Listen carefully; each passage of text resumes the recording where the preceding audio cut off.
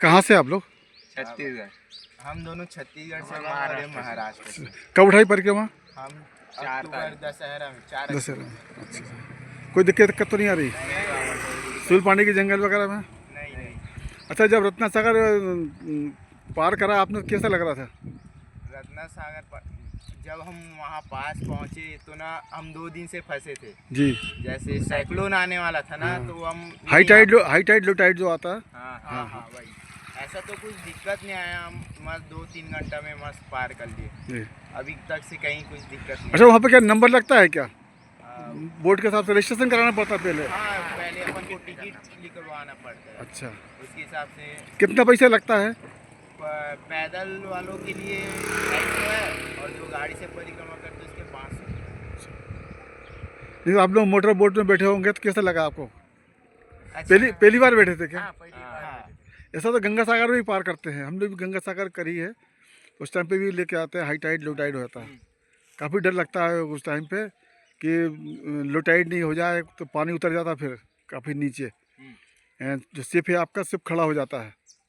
हमारे एक परिचित के लोग गए थे तो उनका शिप रुक गया था, तो रात का टाइम था, रात में काफ़ी रात हो गई थी। फिर जब पानी आया तो फिर से शिप ऊपर हुआ, तब वो किनारे पे लगे थे। जिस दिन हम आए उससे पहले ना हमारे जो साथी थे वो लोग भी आए, पर उस दिन थोड़ा साइक्लोन था ना, तो हम लोग को बहुत डर था। उस दिन बहुत तूफान चला था और जिस दिन हम आए मस्त शांत था, हम 3 घंटे में उस पार। अच्छा, मैया की परिक्रमा करें, ये भाव कैसे आया आपके मन में? मैया की परिक्रमा बाबा, जैसे हम तो भक्ति मार्ग में आना चाहते थे पहले तो हमको ऐसा कोई मार्गदर्शन देने वाले नहीं थे, तो हम प्रेमानंद महाराज जी को सुनते थे। फिर जैसे जैसे हम प्रेमानंद महाराज जी को सुने, भक्ति मार्ग में आए, फिर हमारे घर से एक भैया थे, वो भैया परिक्रमा के बारे में हमको बताया कि ऐसा ऐसा परिक्रमा होता कर। तो परिक्रमा जब हमको बताया तो हम सर्च किए कि परिक्रमा होती क्या ऐसा करके। तो हम परिक्रमा में यही देखे कि जो मैया के तट होता है उसमें पहले साधु संतों ने इतने तप किए हैं, वहाँ इतना ऊर्जा मिलती है और इतने साधु संतों से अपने वार्तालाप मिलने को, दर्शन करने को मिलता है, जिससे हमारे अलग ही ऊर्जा उत्पन्न होती है। तो ये सब पता चला तो हम सोचे कि यार चलो हम भी परिक्रमा उठाते करके। और एक चीज़ ये भी देखे कि परिक्रमा 80% 50 साल के 60 साल के लोग उठा रहे हैं, और ये भी देखे कि हम अभी 19 साल के, भाई 20 साल के, ये बाबा 30-32 साल के, तो ये इतने कम उम्र के बहुत कम लोग उठाते हैं। और मेरा कहना यही है कि यही उम्र बेस्ट है उठाने के लिए, क्योंकि अभी तो हमारा पूरा लाइफ बचा है ना, हमको पता नहीं है कि हम रहेंगे भी। बिल्कुल सही बात, बिल्कुल। अगर इस उम्र में अपन ये परिक्रमा कर लेंगे, जो भी 6 महीने 5 महीने जो भी दिन, इसमें जो अनुभव हमको मिलेगा उस अनुभव से हम अपना लाइफ व्यतीत कर सकते हैं। ऐसे सोच के हम परिक्रमा उठाए। भैया आप कुछ बोलेंगे क्या? नर्मदे है। नर्मदे यार, आप ये आपसे दोस्ती कैसे हो गई? हम दोनों भाई हैं। अच्छा, भाई हैं। हाँ, अच्छा, भाई है, बुआ का बेटा है। अच्छा, बुआ का बेटा। हम दोनों छत्तीसगढ़ से हैं और मैया की कृपा है कि हम यहाँ तक पहुँचे। हमारे में तो इतनी क्षमता नहीं है कि हम यहाँ तक आ सकते हैं। माँ की कृपा है, बस 2 टाइम माँ के दर्शन होते हैं। लोग कहते हैं कि मैया की परिक्रमा उठाना ही बड़ा मुश्किल होता है। हाँ, उसके बाद फिर कोई दिक्कत नहीं आती है। कोई दिक्कत नहीं आती। हमको भी खुद समझ नहीं आ रहा बाबा कि इतने कम उम्र में मैया हमको कैसे बुला ली।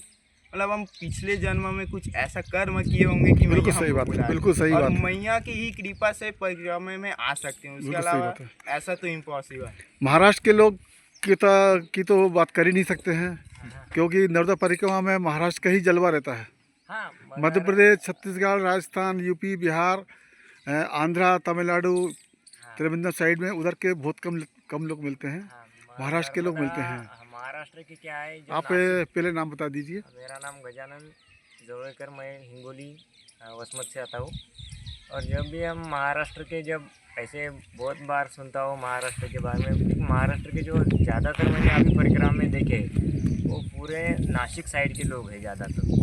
क्या कि उनमें गोदावरी नदी आती है। नहीं, नासिक है, पुणे है, पुणे के लोग पुणे मतलब पुणे के जो प्रॉपर है, पुणे के प्रॉपर कम है, लेकिन जो नासिक से इधर से जाते हैं पुणे को पढ़ाई के वास्ते या कोई जॉब के वास्ते हो गई, वो ज़्यादा नासिक से ज़्यादा है। और एक मैया का एक यहाँ है कि जो मैया के मन में होता है और जो जिसको मैया ने बुलाना चाहता है वही यहाँ आता है। और यहाँ आने के बाद जो यहाँ आप इन लोगों का जो मैया के प्रति भाव देखा है, जो परिक्रमा से सेवा करते हैं, जो किस भाव से करते हैं, हमें उस भाव से अगर 10% भी हम ले सके तो भी वो बहुत है। क्योंकि इस हमने परिक्रमा में देखा कि हर एक आदमी यहाँ का, हर एक बच्चा हर एक भाव, सेवा भाव करने में वो अपना जान निछावर कर देता है।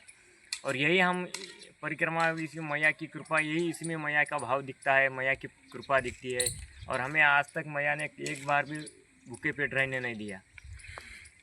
नर्मदे हर नर्मदे हर चैनल के माध्यम से हम जो लोग बाइक से नर्मदा परिक्रमा कर रहे हैं, हमारा निवेदन है उन लोगों से कि अगर आप अपनी गति सीमा में चलें, रास्ते में अगर कोई पैदल नर्मदा परिक्रमावासी मिलते हैं तो उनको 2 मिनट के लिए गाड़ी रोक लें, उनसे पूछ लें हालचाल। आप नर्मदे हर बोलेंगे और 2 मिनट रुक जाएंगे तो कोई स्पीड आपकी दिक्कत नहीं होगी आपकी। कई बार क्या होता है कि कोई नर्मदा परिक्रमा वाले जो पैदल चलते हैं वो थक जाते हैं या सामान भारी रहता है, तो आप अपनी बाइक से उनकी मदद कर सकते हैं। अगर आपने 5 किलोमीटर या 10 किलोमीटर उनका सामान ले जाके किसी आश्रम पर रख दिया या आपने वेट कर लिया तो ये उनके लिए काफ़ी राहत भरी समाचार रहेगा। सभी नर्मदा प्रेमियों से विनती है कि जो भी नर्मदा के तट पर आ रहे हैं, नर्मदा को साफ़ सुथरा रखें। वो हमारी माँ है, हम गंदगी फैलाएंगे तो हमारे लिए ही उचित नहीं होगा। नर्मदे हर। मिलते हैं किसी अन्य वीडियो में। नर्मदे हर।